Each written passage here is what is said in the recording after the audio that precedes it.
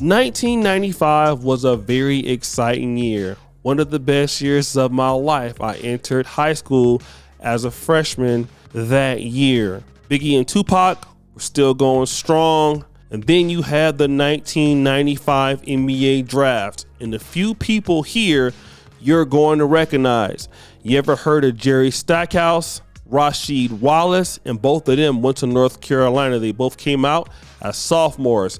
But then there was Kevin Garnett that came out of Farragut Academy in Chicago. And some other people that you didn't really remember. Michael Finley came out that year from Wisconsin. But the number one pick of that NBA draft was Joe Smith, selected to the Golden State Warriors when Don Nelson was the head coach. Now, the 95 Golden State Warriors were okay. They went 36-46 that year. They no longer had Mitch Richmond of the famous TMC fame, Tim Hardaway, Chris Mullin, and Mitch Richmond. No, they actually left. What happened was Joe Smith came in because they had a big trade, and Joe Smith was drafted number 1. And Joe Smith thrived in his early career in Golden State, but it was something that he didn't like. You know, he didn't like being in Oakland. He wanted to go back to the East Coast. He didn't feel comfortable living in the Bay Area, although he did his best in his career in Golden State. So he was shipped to the Philadelphia 76ers, and after that, his career was never the same. Joe Smith went from a number 1 overall pick to a journeyman. And despite being an NBA bust in the process, he still ended up making $61 million in his playing career. But as you know, when you're young, black, and rich, you always have some issues when managing your money. And that's what happened with him in relationships. He tried a music career, that didn't work. He tried actually a few relationships, that didn't work. And now he's back in the news for all the wrong reasons. Joe Smith is probably broke right now, but he has this issue with his new wife, and he's found out some situations about his wife that he's very upset with. He's found that his wife has been doing this. This is stupid, yo. I can't believe I'm sitting here just finding out you got an OnlyFans page. Out of all these years, yo, the disrespect that comes with it, that you could even talk to me before you did it, that's bullshit, yo. That's fucked up, Keith. I'm telling you, yo, that's fucked up. Wait, no, calm, but you're not gonna say fuck me, or that's fucked up. It's not fucked up. You recording me? What the fuck you doing? Listen, it's not fucked up, and we're going to, okay, look, so I have an OnlyFans page, and he's mad because he's just now finding out about it. Of course I'm mad I'm just finding out about it. I'm not doing it with anybody but myself, so why should I have to tell you my choice, my body, my fucking choice? I'm your partner, you're supposed to come to me and talk to me. Joe, I've been talking to you about mad things. I've been asking for solutions to shit. You're not giving me none, so I created one. That's no solution. Not in my book. That's no solution. You knew who the fuck I was when you met me. Before, I knew that. Thought that I would never have to go back to anything like this again. Beforehand, but no. unfortunately, that's not the case right now. After that, everything's supposed to change. Everything did change. No.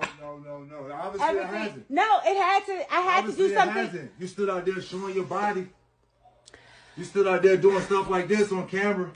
You act like that's the only thing that I do. I have mad jobs, but they're not facilitating everything that needs to be done. So I got something extra. OnlyFans be breaking me off. What the fuck? Come on, Keisha, with that. It don't matter what they breaking you off. It's the disrespect that comes with it. What disrespect? You couldn't come and talk to me about it. Okay, well, we're talking about it now. Because I had to find out on the fly. All right, then. But now, okay. No, so, wait. I had to find out on the fly. So now you know. Yeah, now I know. Okay. And so? Whatever. I've been doing what I have to do, period. Like, that's bottom line. That's what it is. That's right, guys. 48-year-old Joe Smith has found out that his wife, Kisha Chavis, has been hiding an OnlyFans account from him. And this is interesting because they got married in 2018 and their wedding was televised on the reality TV show Say Yes to Dress Atlanta. But as you see, He's upset about it. He's pissed. And the reason is she's justifying the fact that, you know what? I don't got no money. But listen to the arguments that she says. So she says this. Sad music, I'm not doing it with anybody but myself. So why should I have to tell you my choice, my body, my effing choice? She also says this. You act like that's the only thing I do. I have mad jobs, but they're not facilitating everything that needs to be done. So I got something extra OnlyFans be breaking me off. What the F? Now, guys, you know me, I really don't know what's going on. This could be a skit. It could be something that they're trying to go ahead on and promote her OnlyFans. I don't know. But Joe Smith has had a lot of financial challenges. He don't have the money he used to have, and he's a shell of himself. I mean, he's a disappointment as far as his NBA career. He made the wrong choice when he went back to Philly and left Golden State. He should have stayed in Golden State. He would have been an anchor on the system, an anchor on the offense, and he would have did well. Golden State has always been a great market. It's always been great for players. I mean, you see what Stephen Curry did in Golden State, and I believe that Joe Smith would have had a lot more success. But with all the success and money he has a problem in selecting women. And this is something that a lot of guys need to understand about making money. Money doesn't give you values. Okay, it just doesn't.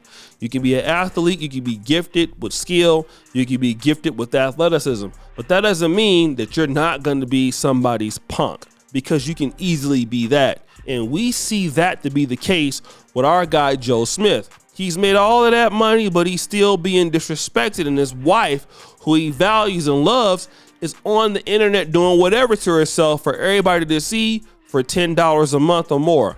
Only because why? He don't have the money. And so because he don't have the money, she don't respect him as a husband. And that's what she's doing. And a lot of ladies, and a lot of these athletes need to understand, women are really marrying you for the fact that you have money. And when you don't have money no more, then they treat you like you're a nobody. And you need to be okay with that, because that's the reason why they were dealing with you in the first place. And if black men started to realize that, things will be a lot better. You could at least understand it, or at least receive it, or at least understand that's what it is. But I'm gonna tell you right now, man, a lot of these black men out here really want to feel like somebody loved them for them, you know, because you're tall, or because you're Joe Smith, or because you're Kevin Garnett, or whoever the case is. You feel like somebody really care about you, man, until, you know, you don't play no more, you don't have the money no more, and then you realize that, you know, to them, you're a nobody. And that's something that guys gotta understand. You know, people really don't like you for you. And this is something that you got to understand for real. You'll find a few people, both male and female, who will really have your back, especially if you're a good person. But people, for the most part, love what you can do for them. What you can't do for them, what they believe you should be doing, you're going to get disrespected. And Joe Smith completely got disrespected there. And guys, this is a former #1 overall pick. He got drafted in front of everybody else. Even Kevin Garnett was not even looked at as the same quality as Joe Smith. And Kevin Garnett's career and Joe Smith's career are completely different. Even Jerry Stackhouse, even Rasheed Wallace. But this is what a lot of black men got to understand. You know, you got to really look at the fact that when you have money like this and you're doing very well like this, that if you don't increase your values, if you don't increase your boundaries, you're going to get with chicks who just don't respect you.